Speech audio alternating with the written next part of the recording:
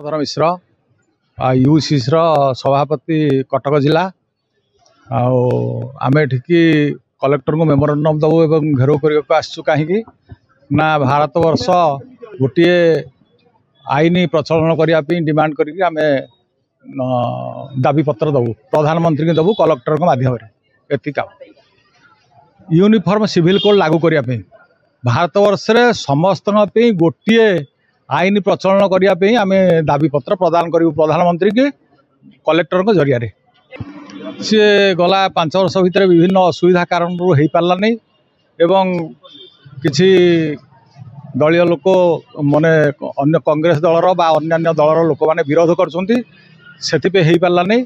बर्तमान पुणी आम दाबी पत्र दौचु चेष्टा करा जाऊ एवं यूसीसी लागू करा जाऊ।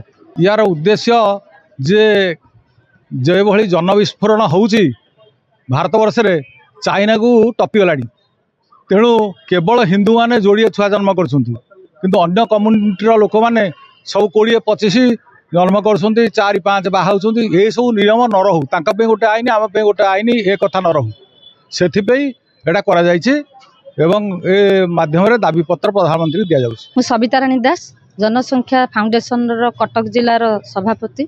तो आज हूँ विश्व जनसंख्या दिवस भिन्न जो जनसंख्या अभिवृद्धि जो समस्यार सचेतनता करिवार उद्देश्य हूँ आज दिवस। तेणु ये जो जनसंख्या अभिवृद्धि होउची तार जो कुप्रभाव जमतीक आमर स्वास्थ्य शिक्षा पानी रोजगार सुजोग आर्थिक विकास उपरे जो कुप्रभाव पड़ुची तार निराकरण निहांती आवश्यक।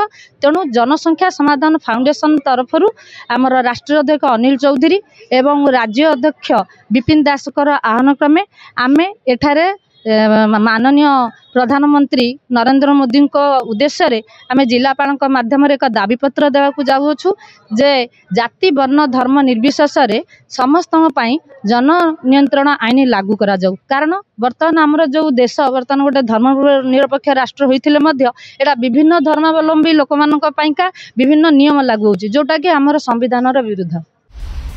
दिनलिपि लाइव को एबे ही लाइक शेयर सब्सक्राइब करंतु।